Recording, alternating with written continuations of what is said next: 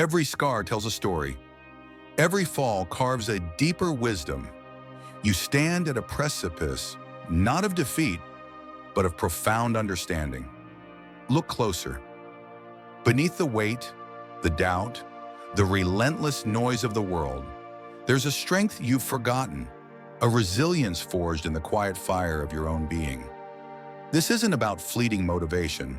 It's about an ancient path, a way of seeing the chaos not as an enemy, but as the raw material for your own recreation. Prepare to strip away the illusions, to face the raw truth of your potential. You have no idea how strong you can be. It's time to remember. It's time to rebuild. The silent scream. The alarm blares, a siren song to another day you're not sure you can face. The weight settles even before your feet hit the floor. A dull ache behind the eyes, a leaden cloak around your shoulders. You scroll through endless feeds, a silent scream trapped within the polished screens, watching lives that seem effortlessly bright while yours feels perpetually muted. Why am I so tired? Why does everything feel so heavy? The mirror reflects a stranger sometimes, hollowed by unseen battles. You push through wearing the mask of fine, nodding at the platitudes, laughing at the right moments, while inside a quiet earthquake rumbles. Decisions feel like monumental tasks, each choice a potential misstep in a minefield of anxiety. The future, once a vibrant canvas, now feels like a fog-bound road, every turn shrouded in uncertainty.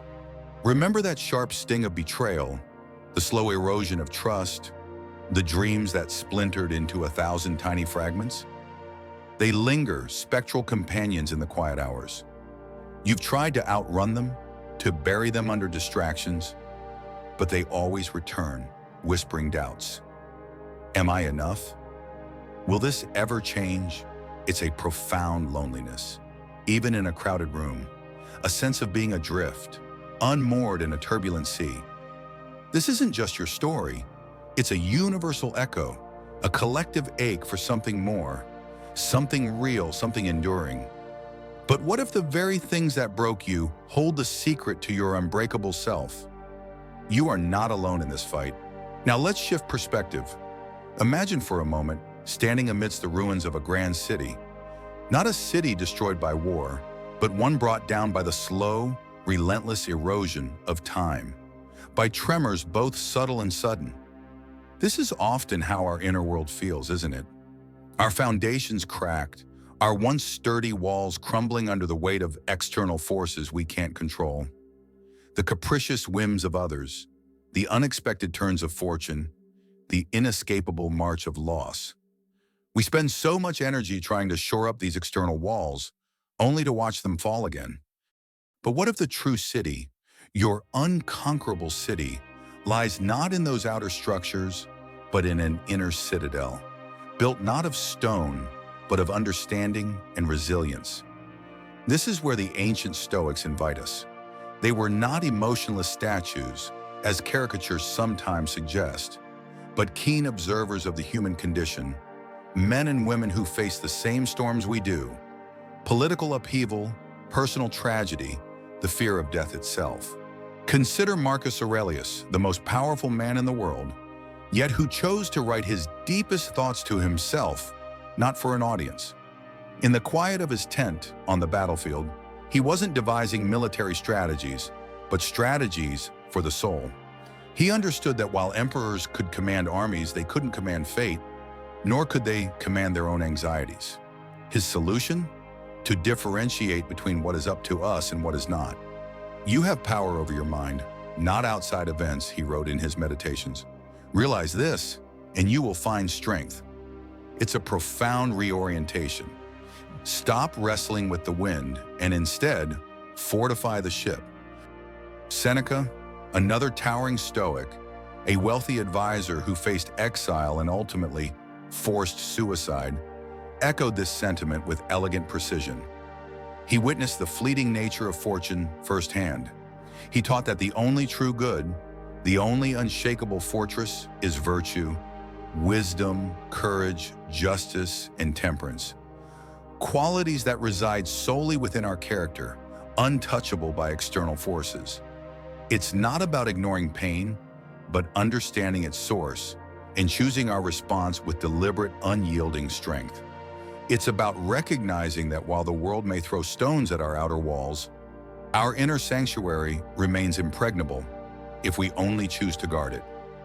This is the Stoic way, not a denial of life's hardships, but a profound strategy for navigating them with an unshakable soul. The awakening, your inner citadel. And then, a moment of stillness. Perhaps it's in the quiet hum of dawn, or in the sharp, clean air after a storm. The relentless inner monologue for a precious second fades, and you see it. Not with your eyes, but with an unfamiliar clarity of mind. The heavy cloak you've been wearing, it's not woven from fate, but from your own perception. The whispers of doubt, they're just whispers, not commands. It's like being caught in a violent current, fighting against the water, expending all your energy just to stay afloat. But in this moment, you stop fighting. You realize the current itself isn't trying to drown you, it simply is. And the true power isn't in resisting it, but in understanding how to navigate it, how to shift your weight, how to find the path of least resistance, or even how to let it carry you to an unexpected shore. Control what you can control. This isn't about ignoring the pain, but understanding its true nature. The ache of betrayal, the sting of failure, they are external events, yes, but you're suffering. That's often a choice, a reaction, an internal narrative you've clung to. You see the subtle, insidious way you've given away your power, piece by painful piece, to things you cannot control, someone else's opinion, a market fluctuation, a memory. But in this understanding, a powerful countercurrent begins to stir within you. It's the realization that while you can't control the waves, you can learn to surf. You can't stop the rain, but you can build a stronger shelter. This isn't cold detachment, it's fierce, self-possessed freedom. The weight lifts, not because the world has changed, but because you have. You feel the first spark of something new, not fleeting motivation, but a deep, quiet resolve. The true rebuilding begins not with grand gestures, but with a single profound shift in perspective. You are not a victim of circumstance. You are the architect of your inner world. Closing, embody your strength. As we draw to a close, consider the journey we've taken, from the nagging doubts and the heavy heart, through the ancient wisdom of the Stoics, to this present moment of dawning clarity.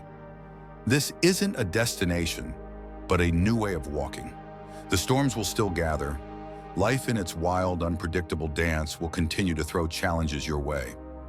But now you possess a different kind of compass, an unshakable anchor within. You've glimpsed the truth, that your greatest power lies not in controlling the external world, but in mastering your internal response to it. You've begun to understand that pain is inevitable, but suffering is often optional, a narrative we choose to perpetuate. This isn't about becoming emotionless, but about becoming wise in your emotions, discerning which serve you and which merely bind you. Master yourself, master your world. The scars remain, yes, but they no longer define you. They are testaments to what you have overcome, silent instructors guiding your path. You are not just surviving. You are building something more profound, more resilient than you ever thought possible.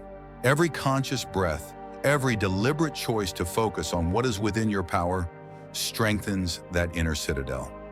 Walk forward then, not with naive optimism, but with a quiet, unyielding strength. You have truly awakened to a power that was always yours, patiently waiting beneath the surface. You have no idea how strong you truly are until you choose to live it. As Epictetus wisely taught, don't explain your philosophy, embody it.